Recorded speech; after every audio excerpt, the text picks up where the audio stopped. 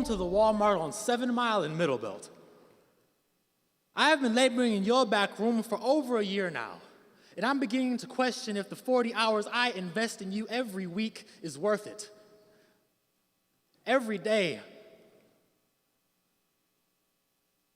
I don't have this poem today, so I'm going to switch poems. Hello, TEDx. It's good to meet you too.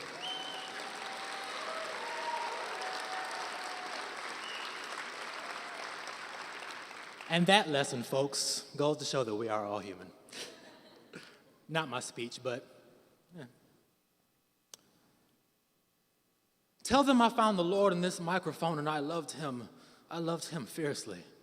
Carvins Assant, tell them.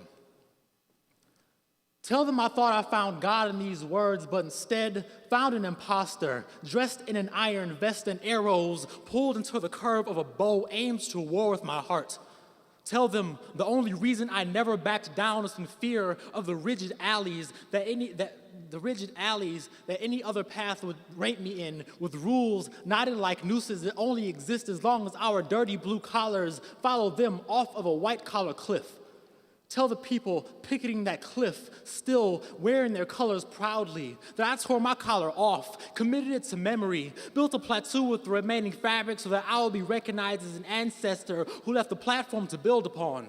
Tell my family that I have been writing my obituary since the age of 16, so when I pass, use these poems as such. Give them to the media. Tell them not to create something new to account for that which is already come and gone. Tell them I did it for the children who weren't ready.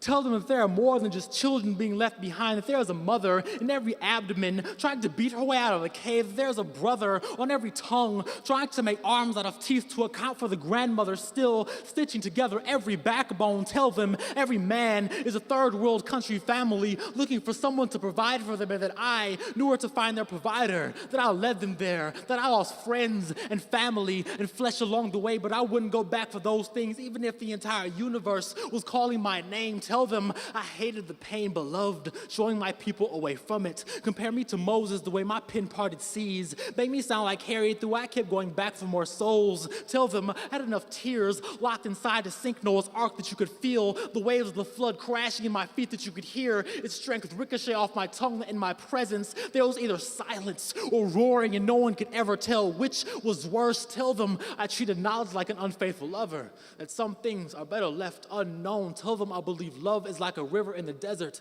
that it has to flow from something or someone higher than you. Tell them I never found that person. Tell them I never looked for anyone to be my everything because everything was never enough to fill my empire of a heart. Tell them that I was stubborn, that I was determined to defend it alone, even if it meant being torn limb from limb in the same rigid alley that my detached noose lay as a reminder to anyone who may follow in my footsteps. Tell them I know I was imperfect and greed-driven, but I was never selfish enough to claw at another man's past after he was too far underground to defend it, and I expect to be treated as such. Tell them my life was not a blessing. It was a response to a call for reinforcements, that my life is simply a term in the line of duty.